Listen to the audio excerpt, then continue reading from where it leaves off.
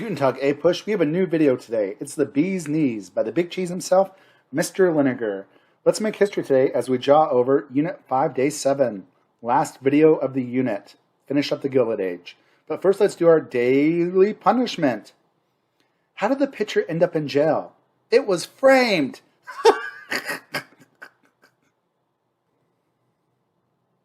Key terms for today: the Sooners, the Turner Thesis, the Grange, the Farmers Alliance, Coyne's School, Coxey's Army, the election of 1896, the Dingley Tariff, the Gold Standard Act.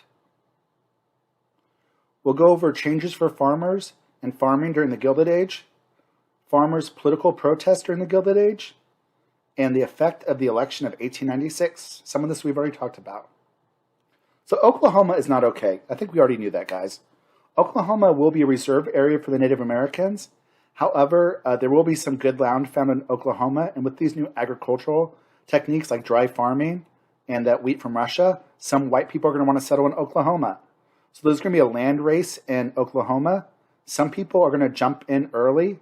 They're going to kick the Native Americans out of their reservation land, and some white Americans are going to jump in early before they were supposed to. They're called the Sooners. That's where Oklahoma college football team gets their name.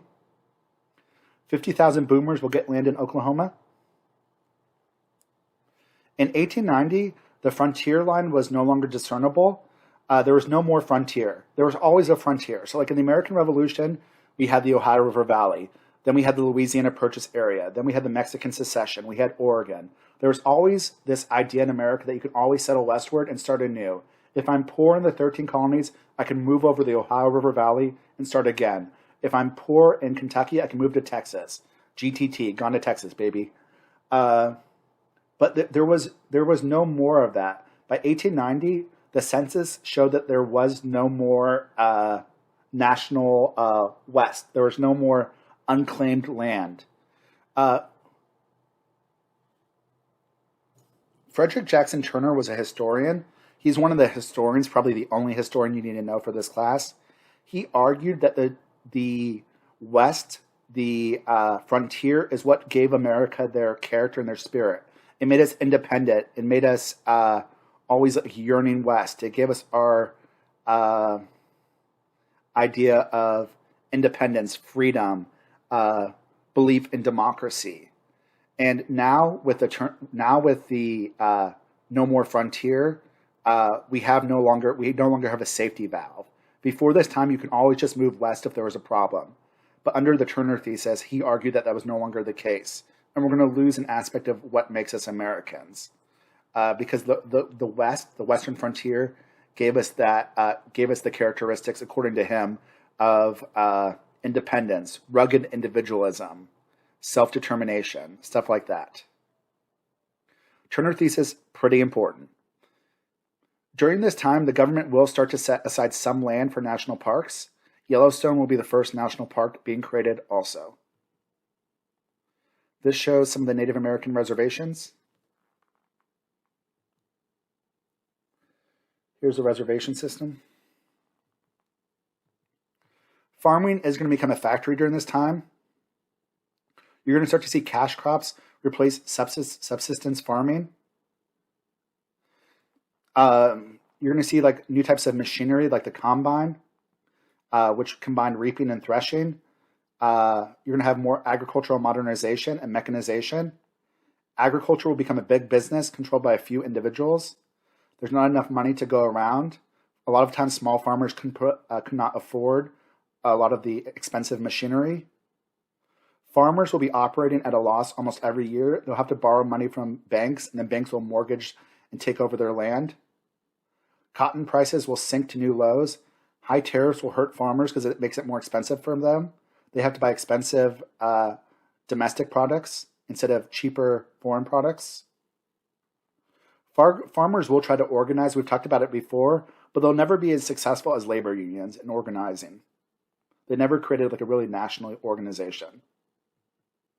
There will be some attempts, though.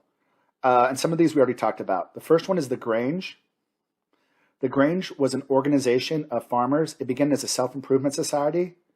that will eventually change to focusing on the well-being of collective plight of farmers. The Farmers Alliance was more political. They said farmers were slaves to railroad costs.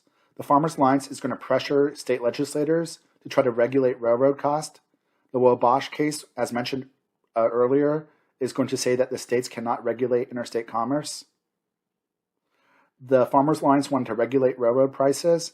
They also encouraged farmers to get together and form cooperatives and buy the machinery together and sell it.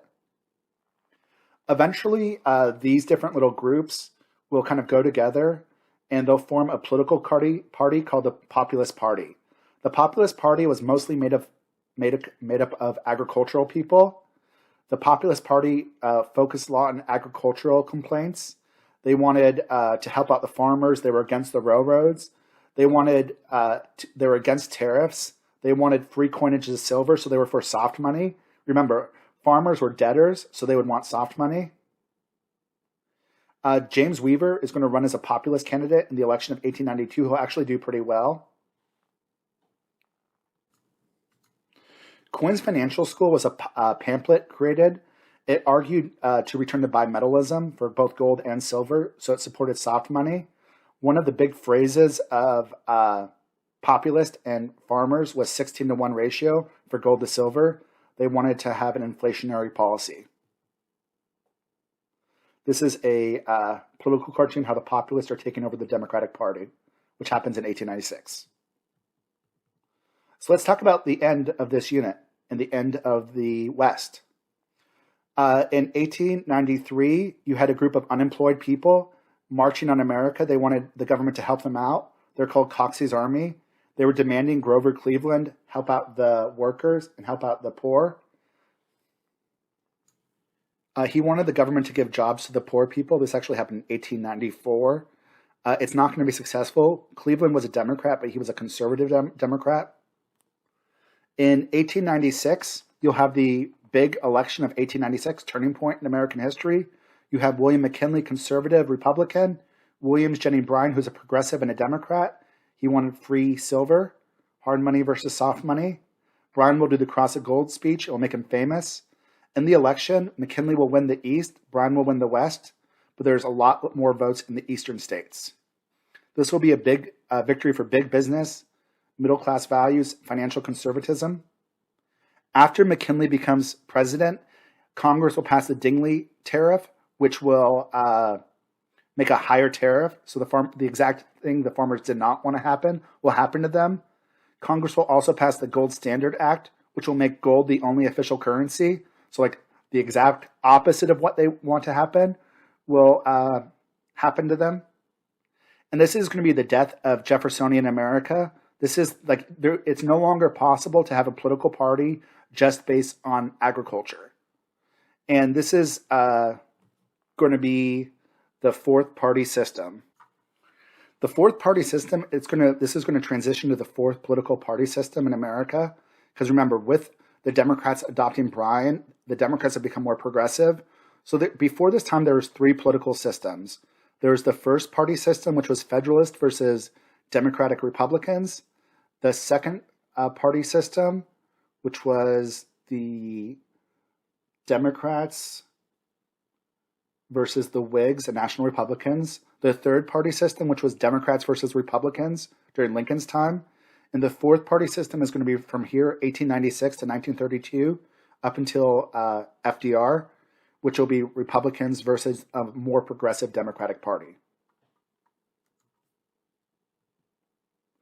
And here's the election of 1896, kiddos. All right, that's all I have for today. And that is the end of the unit. We'll see you next unit, pretty long unit, as we talk about progressive era, 1920s, World War I, World War II, and all that good stuff. Until next time, deuces, yeah.